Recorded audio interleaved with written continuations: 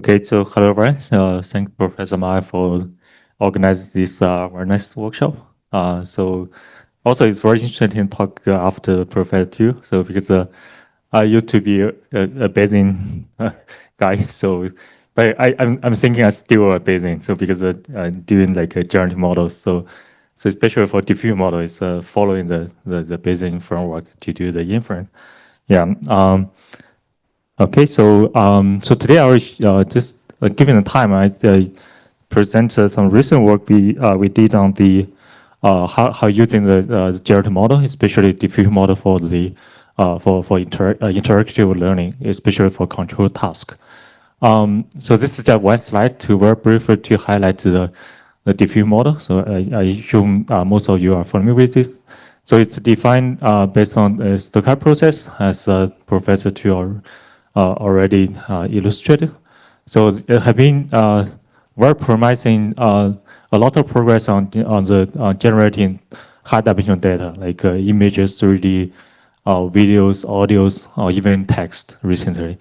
So given the previous work we have done, actually we observed that in the using the diffusion model, you can capture, you can keep high consistency in the spatial temporal domain. So that's also one key insight. Actually, we try to transfer to the physical world. So why we want to go to the embodied case. So that's one reason, at least for me, we to go for the embodied model.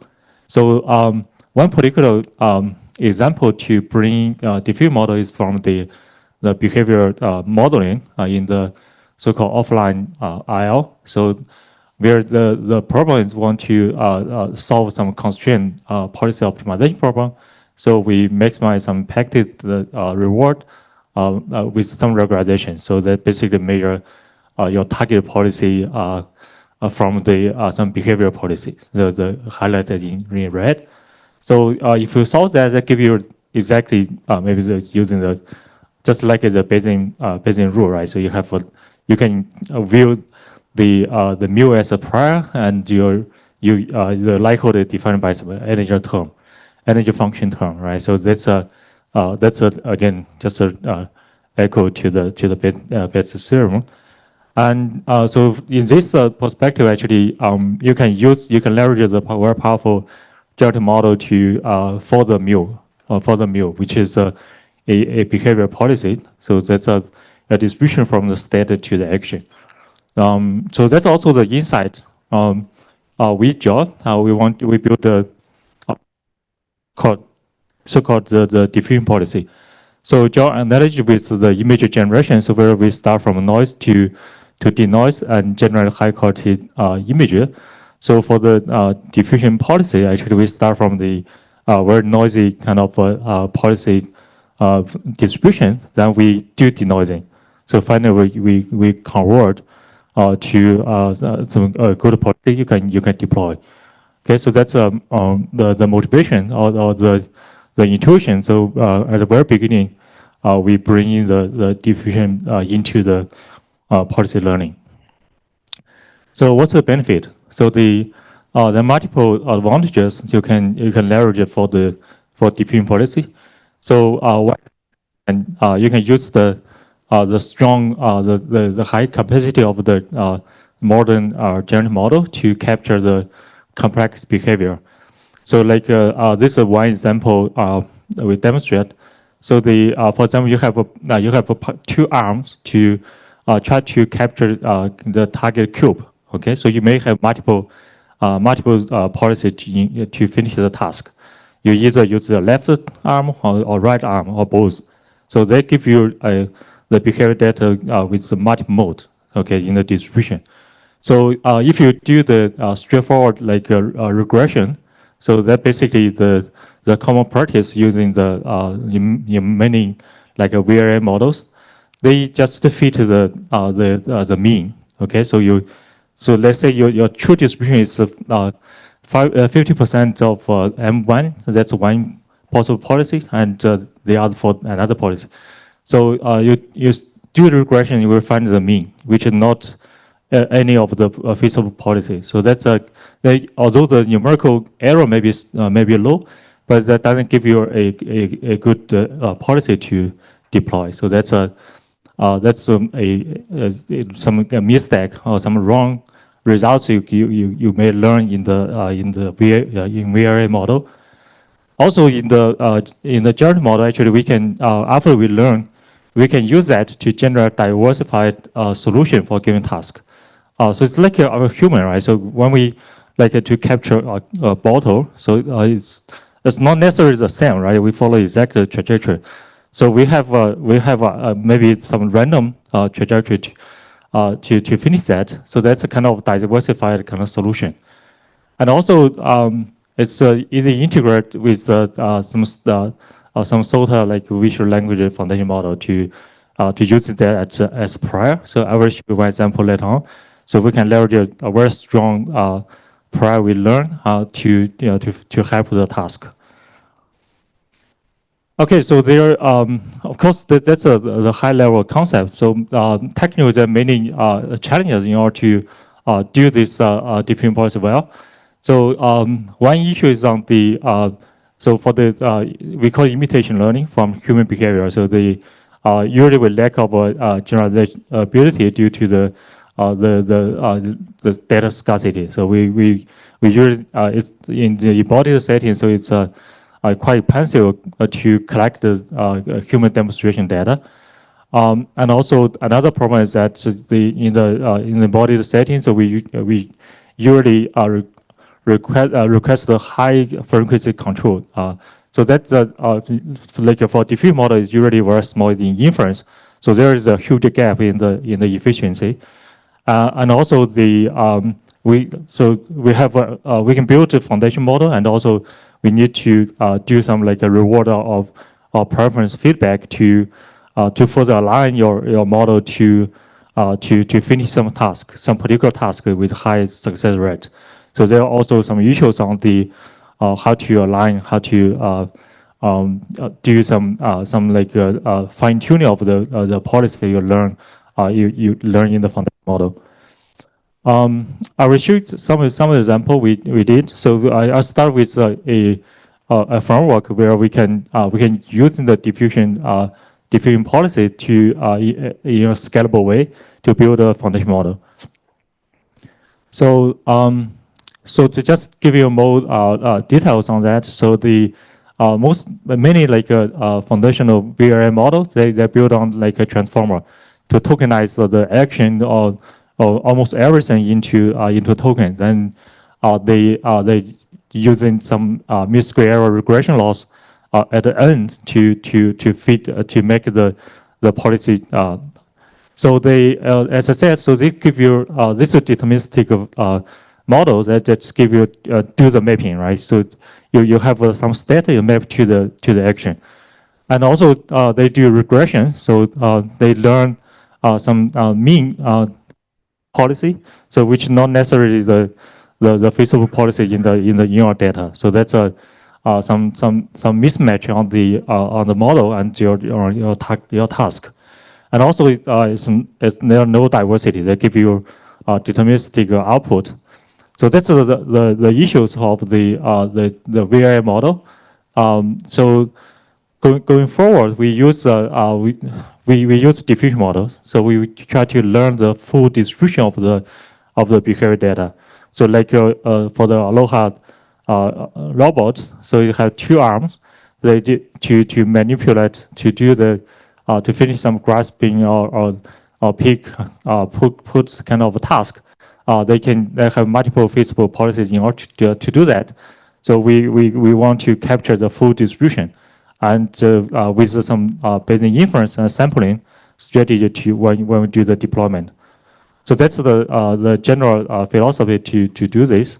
So this is the overview of the how we do that. So we build the architecture, and we also collect a large scale data set to pre-train the model, and also some fine-tuning data set to align the model to some particular embodiment. So that's generally the design. So some detail on that. So this is overall network architecture. So we call it robotic diffusion transformer. So so we try to build try to leverage the heterogeneous data collected from different embodiments. So one key step to do that is we unify the action space.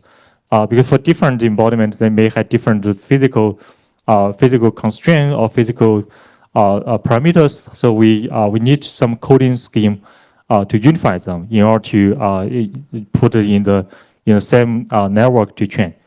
And the general the main part is a diffusion transformer architecture. So they accept some noisy action as the initial state, and also we align with some image and language input as a kind of a cross-model or VLA kind of purpose to do the overall learning.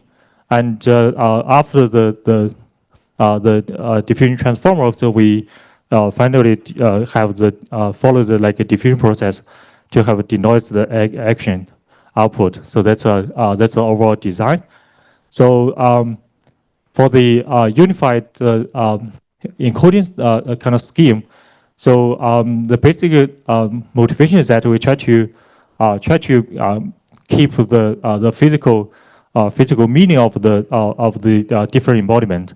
So without like you just using embedding. So if you use like a VAE or other kind of encoder, so you basically can mix the different embodiments in one space. They can not easy to keep the specific like physical constraints from different embodiments. So this is our design. So we basically put the raw action parameter into some dimension and then pad the others if missing. So this is overall design of the thing. And for the this is the fine tuning. Okay, so right. So we collect at that moment maybe the largest data set with like, I guess like 300 tasks, like 6,000 episodes or trajectory we collect. So in total like 3 million frames of the videos of the trajectory video. Yeah, we do some annotation using machine and the human to correct this. And then we fine tune the Persian RT model. So this gives like some strong results compared to the previous VLA design. So they basically can give you some wrong policy. So this is a success rate on different tasks. So the left-hand side is the average success rate. So using the diffusion policy actually give you the more accurate behavior modeling and also the diversified policy. So the resulting success rate is much higher compared to the others. And some quick demos on how we can what able to do. So like we can do dexterous manipulation. So like control the dog to go in the straightforward way. And also we can generate to on-scene object. We can follow text instruction, and also learn from the field like a human demonstration for particular skill. So this is all finished in one model. Okay, so again, demonstrate promising of the foundation model in the in this complex task. And very recently, we just go further to we try to scale, try to do some experiment to test whether this approach can scale up to demonstrate even stronger generalization. So here the second version we call RDD2. So we particularly focus on the zero-shot cross-embodiment generalization. So we designed some UMI device, redesigned that with some more precise tracking kind of skill to we produce like 100 UMI hardware device and distribute it to the family and office scenario to collect data.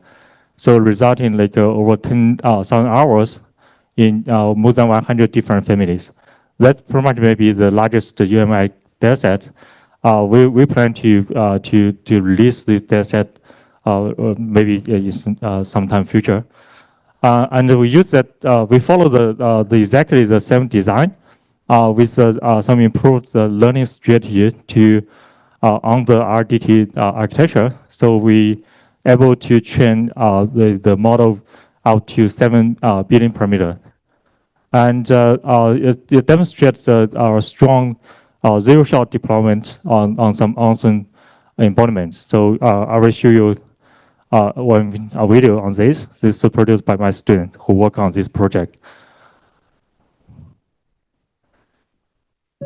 Hi, we're introducing RTV2, the first foundation model for zero-shot deployment on any robot arms. No data collection, no fine-tuning, it's truly plug and play.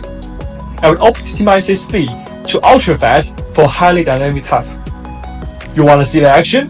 Let's get to it.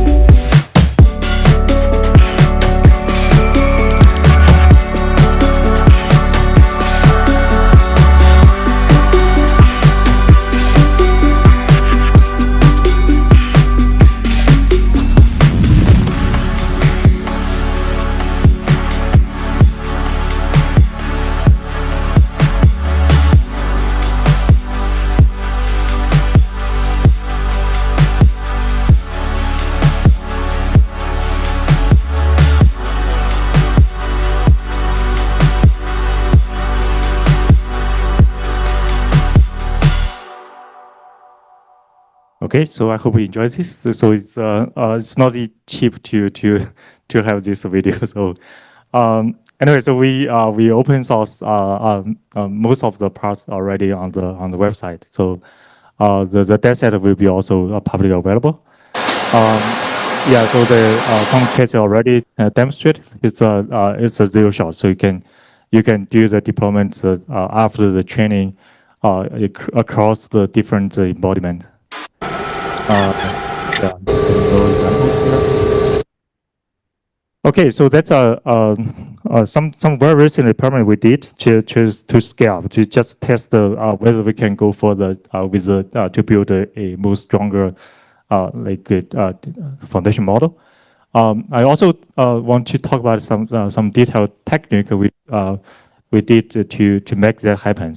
So the high frequency interaction response in the very dynamic scenario. So that require to do very efficient sampling using diffusion model. So for the image or video generation, so humans can tolerate like some low frequency response. Like we can wait for 10 seconds to see to wait for image or video. But this is not true for robotics. So the frequency may be like up to 50 hertz. So that's a much higher compared to the human. So from the algorithm part, so we need to be much more efficient compared to the traditional generation. So the idea here is that we learn a generalizable foundation model. So when deployed, so can we distill take a inference policy without sampling? So that give you some deployable kind of policy from the foundation model. So that's the intuition how to go fast. So before I go to the technical details, just to give you a general highlight of what we can achieve. So there are two dimensions. So there's the inference time, that's the normalized score on the performance. So with the distillation and the policy, diffusion policy, actually we can do the best in both direction, both dimensions. So basically very efficient and highly accurate. So the technical detail is that we do some policy extraction. So basically we solve some so-called reverse scalar divergence minimization problem to detail a deployable policy from a pre-trained model. So the problem can be represented as the behavior regularized the policy optimization. So as highlighted here, so the key technical part is to estimate the scalar divergence between two policies. So one is the behavior, another is our detailed policy. So traditional way to do this is jaw sampling. So you learn the pre-trained model from the behavior data. Then you sample multiple actions, possible action from the model, and you estimate the scalar divergence. You do, for example, maximum mean discrepancy minimization problem to get that. But based on the diffusion model, because we're dealing with the diffusion model, so there diffusion model also called a score-based model. So you basically, if you take gradient, so for example, for the objective, you take gradient, you will have some formula with the score function. Okay, so that's the derivative of the log policy distribution. So that's called a score function. So in pre-trained stage, actually, we already learned a network to fit this score function. So that's the key insight to move forward. So actually, can even don't need to retrain the model. So we can get to the score function estimate for free. So that basically give you the direction to improve actually. So with that, actually, we can easily follow the gradient to optimize to get our attracted policy. So that's a key insight to move forward.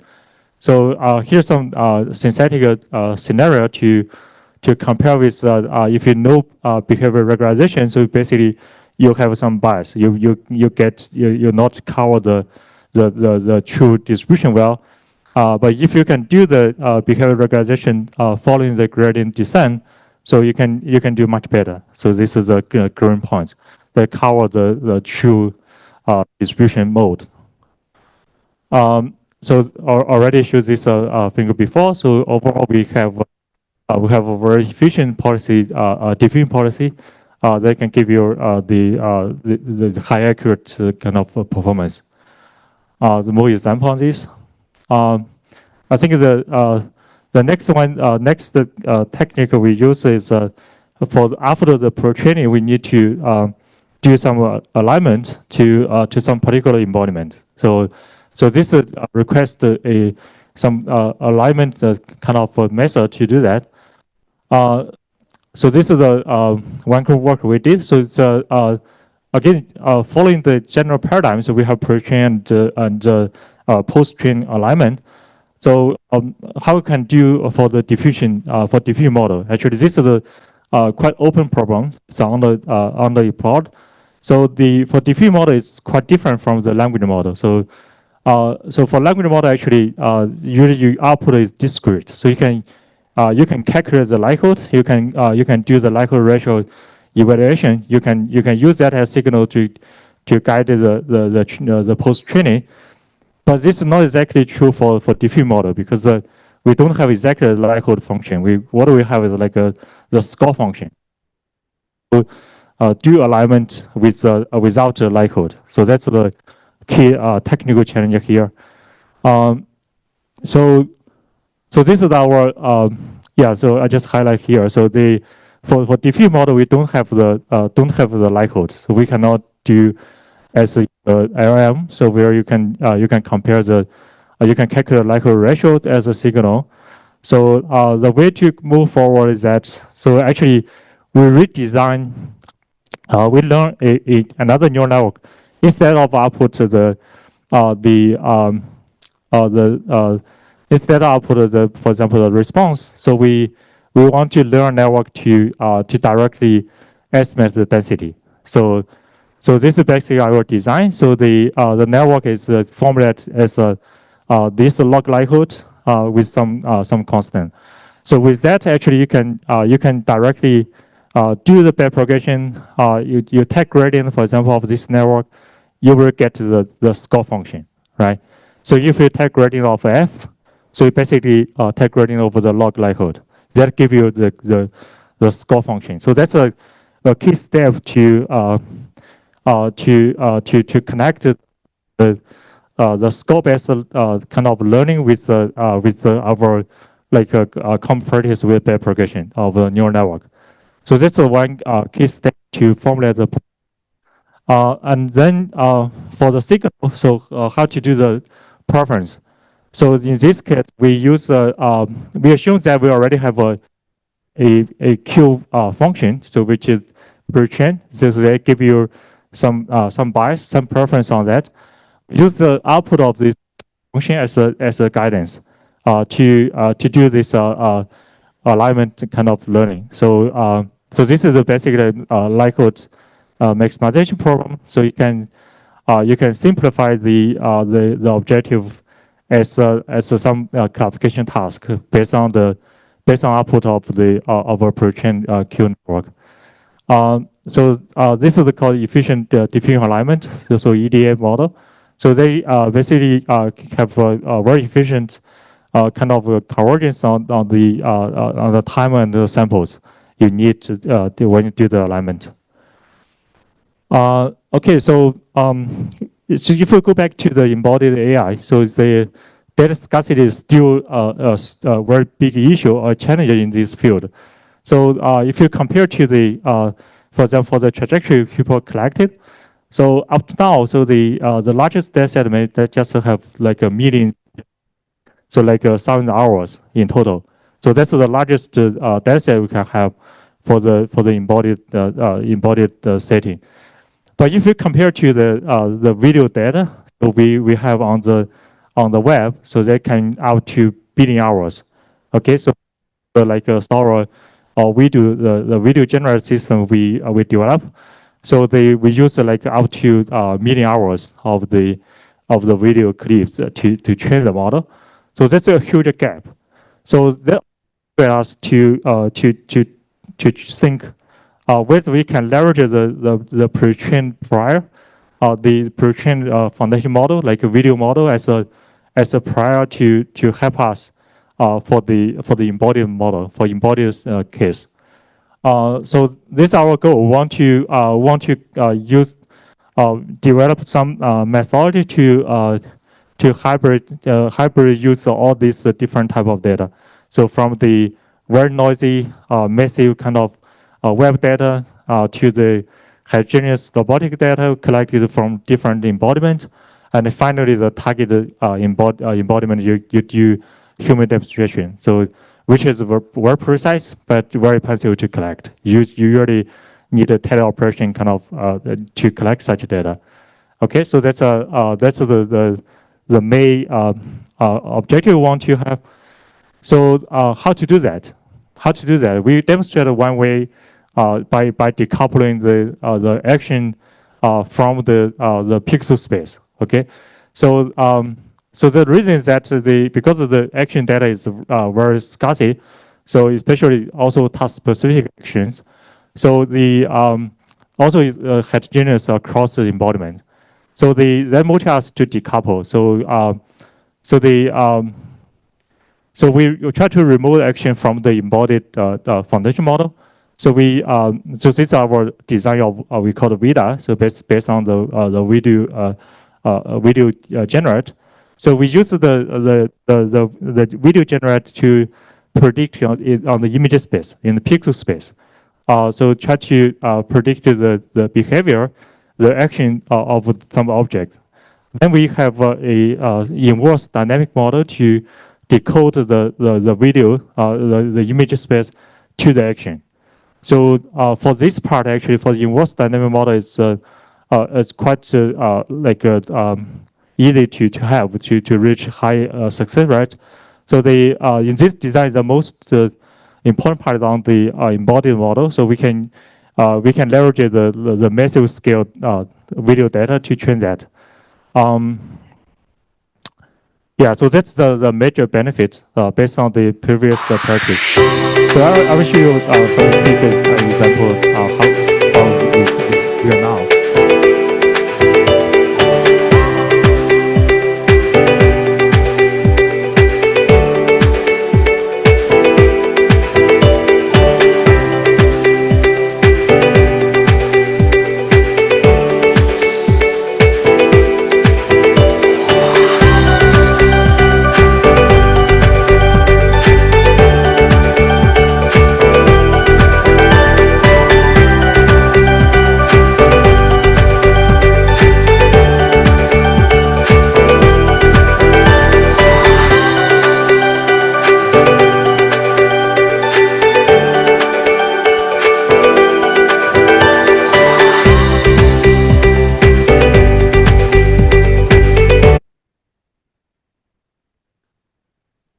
Okay, so it's finished. Right, not finished yet. So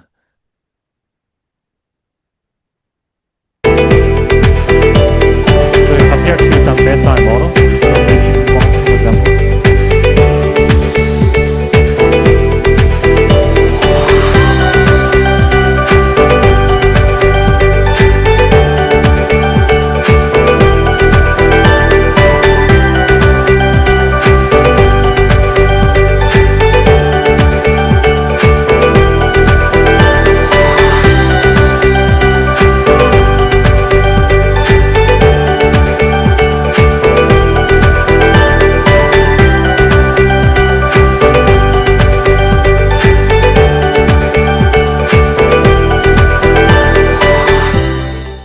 Okay, that's a quick demo to highlight.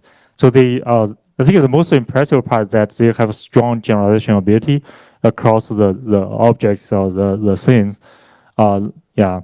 So based on the pre-trained the video generate model, so people also call like video foundation model as a word model. So it's one example of the word model to predict the state. Okay. Yeah, so it's much more efficient compared to previous paradigm like pi 0.5. So that on the human demonstration data requirement. So we reduce like up to 3 orders compared to the previous paradigm. Even compared to the RDT, we can be about like 2 orders more efficient on the human demonstration data. So because the current progress on the video foundation model is very impressive to have highly consistent, controllable kind of action video generation. So some more detail on that. So basically, for a new embodiment, actually, we just need like about 20 minutes human demonstration, compared to the previous like it need like a maybe 100 or several tens kind of hours to collect the human demonstration. So this is much more efficient. Okay, so that's the last example I want to show. Also recent a recent experiment we did. So to briefly to summarize, so so the main point is that diffusion models is a very strong, very powerful generative model that can, it's a good fit for the policy learning scenario. So that you can leverage the preciousness of such model to fit the complex distribution of the human behavior data. So we can also do scale. We can build such methodology and scale up to billion scale right now. But also when serious issue we're still facing is on the data.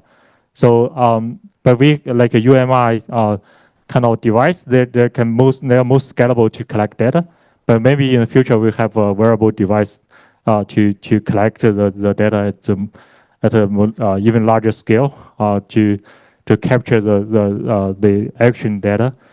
Then maybe can be used, can be leveraged to train, to further train this foundation model. And also and some important topic I think maybe Jiajun will also talk about. So so for the synthetic for the world model, so currently we are mostly data driven. So we simulate, we learn from the web video behavior data. But in the future, we can maybe have like a more incorporate a more physical principle into the process to generate, to synthesize the more physical plausible data for the either for simulation or for the augmented the data set that we can train. And also there are a lot of discussion on the interactive world model in the future. I think the video generation, video foundation model has already demonstrated some promise, like in the Cosmos or in the Genie kind of serious work to go to interactive. So you can control, although current action may be simple, but already demonstrate some possibility to control this generation to further have more appearance data, so that can be helpful for agents. Okay, so with that, I'll stop here. Thank you.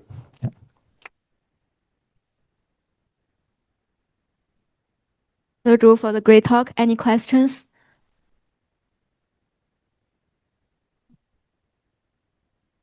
Yeah, great talk. So do you have a roadmap to do sim to real, then also fine tuning, all kind of thing, also new tests? So and also where all these kind of open world capability coming from? Yeah. Yeah. So from our observation, actually, for the I think sim to real, depending on the several factors. The first one is basically the simulated kind of quality. So if they get closer to the real world, that can be more informative, more helpful to learn the target policy you deploy in the real world. So that's one factor. Actually, people are still working a lot on trying to build a more like a plausible, physical plausible kind of simulator. So another important part, I think, is on the learning method. So when we we currently have different type of data. So some data very noisy. So like for the web data, it's very weak on the weak signal on the targeted task.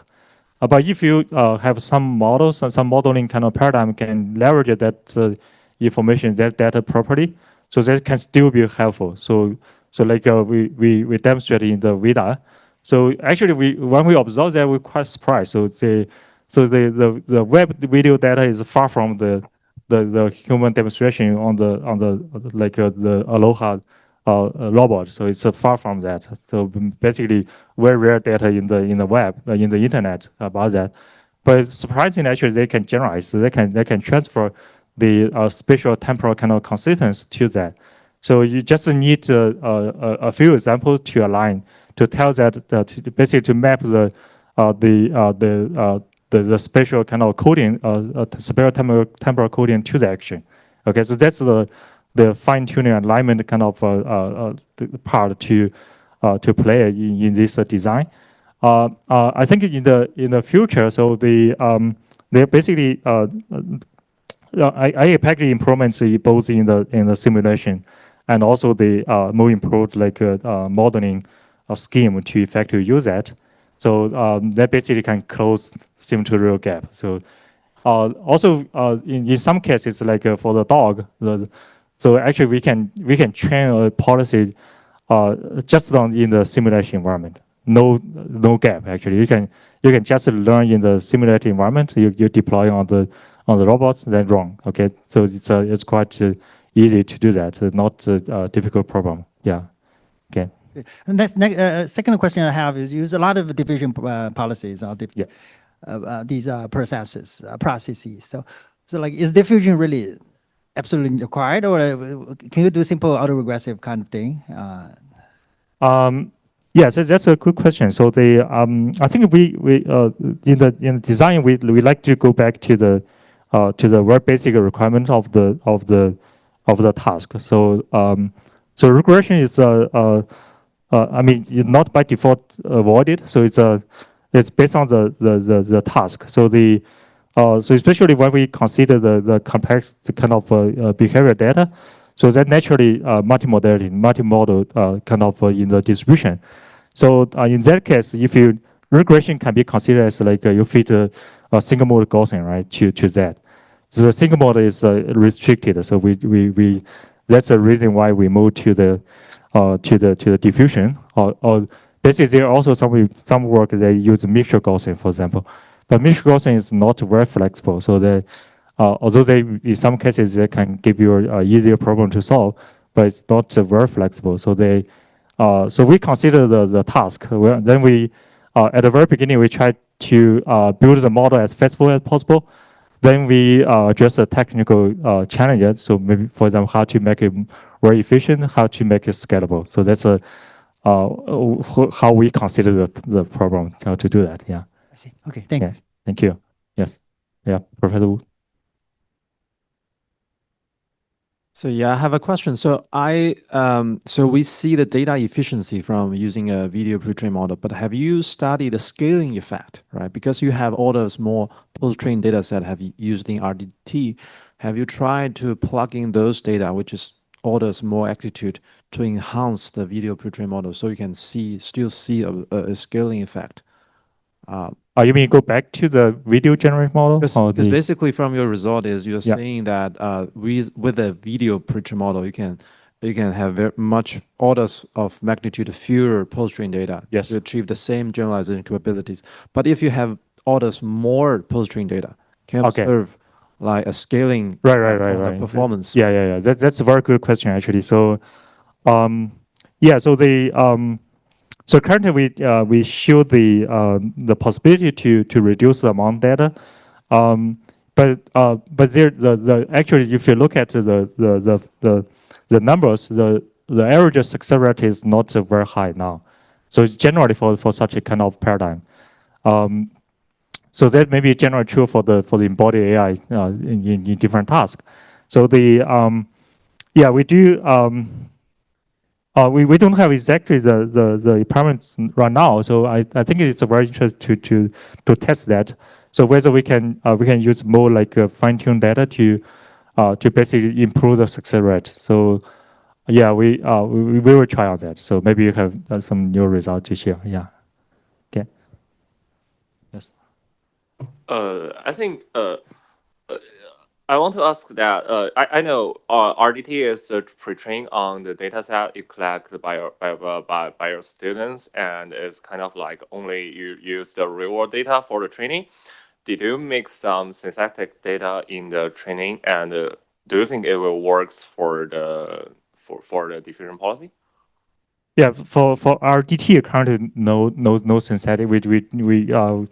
Because we don't have like a synthetic environment to generate for biarm manipulation right now. So yeah, but I think so. If you have that, I believe it can be valuable. So because given the experiment we did on the internet data, it's much more noisy compared to the synthetic data, I guess. So that can be synthetic can be like some data in the immediate level, so you can leverage that. I think we can apply. Yeah. Thank you. Yeah. Yes. Perfect. Okay, you first maybe. Thanks for the wonderful talks. My question is, since RDT 1B and Pi 0 from October last year, there emerges many models like using the diffusion action head. My question is, what's the limitation of using the diffusion-based action head, and what's the next generation design for the VOA models or like robotics models? Okay, so that's a great question. So yeah, actually for me, so first of all, I don't like a regression kind of design. So it's like the old version of the deep learning model. So it's discriminative. It's just learn from mapping from data to the output to the action. So I like a distribution. So I'm based in research. So I like to consider to fit the overall distribution in a generative way. So that's also, I mean, that's also, I mean, the successful lesson we learn from the pre-trained model, right? So it's generative, so you can have much more capacity to fit the data, even though the data may be very noisy. So you can you can incorporate them as much as possible into paradigm. So that's also the online kind of motivation for us to go further in the whether we choose the diffusion and why we build on the generative model. So the ultimate goal we expect to have is for RDT2, it's most scalable. So it's based on some improved kind of design on the diffusion policy. So we will share the technical detail later on. So we are writing the paper. Hopefully, will be online soon. And also, in order to achieve that goal, actually, you need to have a scalable data collection. So that's our students spend a lot of efforts to redesign the UMI data and collect. Some students are very intensive. This is a very intensive task. So when we collect in the Spring Festival, so the students not go home for the celebration with their family, but they stay with our volunteer home family to collect the data. So it's quite, yeah. So my next question is about the UMI design. Is there any limitation, like how do you solve the global connect awareness of UMI? Like we don't use the third view camera, so how do you solve that problem? Yeah, so we design we use basically we redesign the camera. So the UMI device we have a new camera on the in the front. We have I think we have a multiple camera to capture the data. So then we also have some tracking algorithm to analyze so combine with the device. So that's not easy. So we have several versions of the design. So some data actually were too noisy, cannot be used in the training. So yeah. Thank you. Thank you. So great talk. I was curious about representation. So in the VITA work you were showing, there were two major components. One was the video generation, and the second was the inverse model. Yeah. And the thing that you were passing around seemed to be images. As in, you would pass the images generated, and you would try to infer what the action is necessary. Yes. I was curious whether you think images are the right language for passing around the information, or some other kind of representation is necessary for the next generation of models. That's a great question, actually. So For image or for video, it's humans. It's random for humans. Actually, not necessary for robots. So we are working on the Latin encoding, Latin representation version for this. So we already pre-trained their models. Hopefully, I will have some results that very soon. So it's already demonstrated some promise. So for robots, basically the language is not necessary to be a nice looking image, right? So it's different from the video generator like a Sora or video where we did. Yeah. Thanks. Yeah. Thank you.